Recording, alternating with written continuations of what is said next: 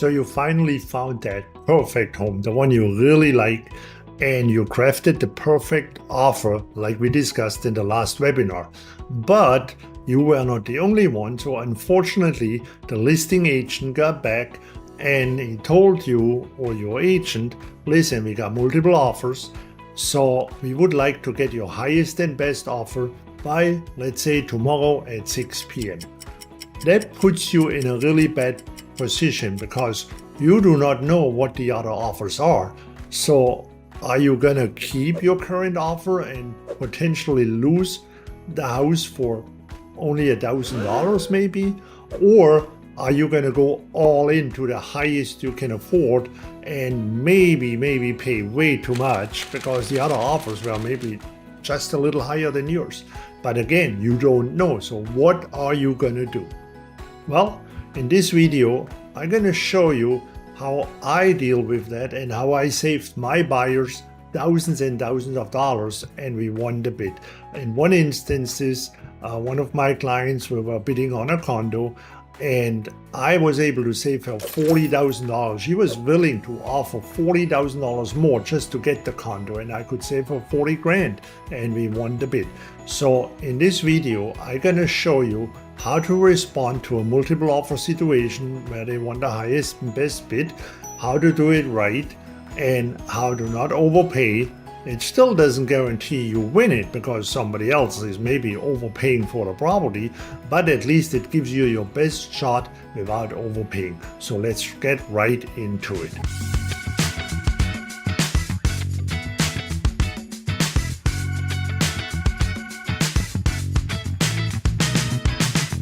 If you are new to this channel and you would like to know everything there is about living in the Palm Beaches, Florida, and about tips and tricks for buying, selling, or investing in real estate, then simply subscribe to this channel below and tap the bell so you will be the first one to know about market updates and upcoming tips and tricks about real estate, buying, selling, and investing. By the way, my name is Klaus Sinn and I lead a real estate team here in the Palm Beaches.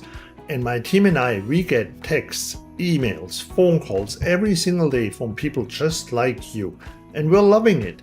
So whether you want to move or thinking about moving in 9 days, 90 days, or even 9 months, shoot us a text, send us an email, give us a call, or below, schedule a Zoom call with me, which I like best.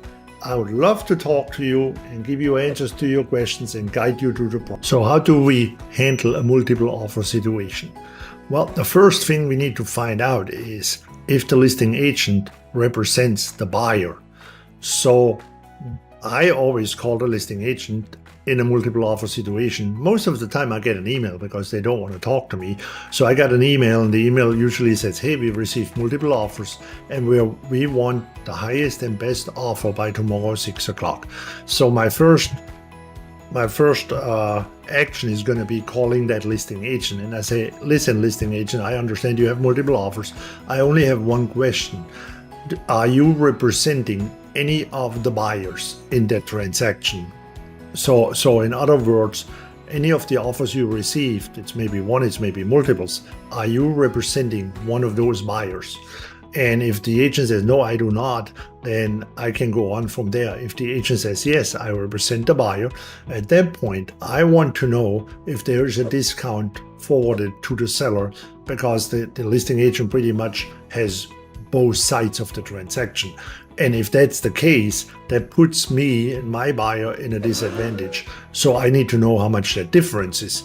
And according to MLS rules, the listing agent, he does not need to disclose the price to me for how much he offers, but he needs to disclose the difference in percentage. How much discount is the seller getting if he accepts that offer? And if it's, let's say, in a $500,000 deal, for example, if the offer is 500 grand, and he gives a 2% discount, that would be $10,000. That means my offer needs to be $10,000 higher from the beginning just to compete with that offer the listing agent presents from his buyer. So with that said, my first question is always, are you representing the buyer? And how much is the credit to the seller in this case, which he has to tell me. Now with that said, we can go on to the next step, countering or sending the highest and best offer. Now, the way we do it, I explain it with an actual transaction I did with one of my clients. So we're going to go back with the same amount we offered in the first place, because if you remember from our webinar about crafting the perfect offer, we already made the perfect offer, so there's not much we want to change on that offer in form of terms. The only thing we are negotiating at this moment is the price. So the problem is we do not know how much these other offers are. If we offer the same money, we may lose that deal for as little as $1,000. But if we offer all the money the buyer is willing to pay, we may be overpay because the offer they have on the table is maybe only $1,000 more than ours. So how do we handle that? Now, let me explain that. We're going to use, it's called an escalation clause. So my buyer made an offer on a condominium that was listed for $690,000. I already knew from the get-go that it was overpriced. So our original offer was $630 because we wanted to take advantage of the fact that it was on the market for 270 days. Unfortunately, they got another offer the same day, and that happens a lot. There's nothing you can do. Even if a property is sitting on the market for a long time, all of a sudden you got both offers or even more offers on the same day.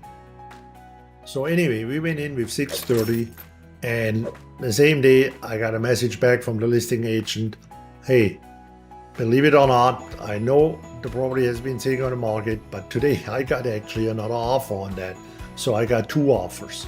And my first question to the listing agent was, are you representing the buyer in the other side? And she said, no, I do not. And that takes out the issue with the credit, which I can explain later again how to handle that. But it put us on a plain level with the other offers. So I explained to my buyer that I need to know how much she's willing to pay. What is your maximum amount you're willing to pay for that condo? And I knew it's worth $650 was actual market value, but she decided she loved the condo. It has everything she wants. It's on the ocean. It's the perfect place for her. She is willing to pay full price $690, even though she knows she's overpaying. The good thing was the market was increasing. She is experienced in market values. It's not her first rodeo. And she said, I want that condo. So we established she's willing to pay full price, which was about $690. And from there on, I explained to her how an escalation clause works. So instead of going back with an offer for $690, we went back with an offer for $630, the same amount we offered at the beginning. And then we added a clause to that offer. And the clause read, buyer is willing to pay $5,000 more than the highest offer received by the listing agent, not to exceed $690,000. And as proof, we want to see the offer of the other side if we are the winning offer. So let me rephrase that one more time. So we went back with $630,000, but we put a stipulation in that offer that we're willing to pay $5,000 over any other offers they had, not to exceed $690,000. So what it means is, let's say they had an offer for $631,000. Well, we're willing to pay $636,000. Let's say they had an offer for $660,000. We're willing to pay $665,000. If they had one for $680,000, we're willing to pay $685,000. If they had one for $690,000, we were not willing to pay more than $690,000, so our offer would have been at this point, depending on the seller, which one he likes better. But most of the time, then at that point, it's going to be declined because they got a $690,000 offer. And 2 hours later, we got that phone call. Our offer got accepted. She sent me the other highest offer, which was $640,000. So we got under contract for $645,000, which saved my client $45,000 because she was willing to pay $690,000. We got it for $645,000. I hope that is understandable, the way how that process works. Now, if the agent, the listing agent, would have represented the buyer, that would have changed things a little bit.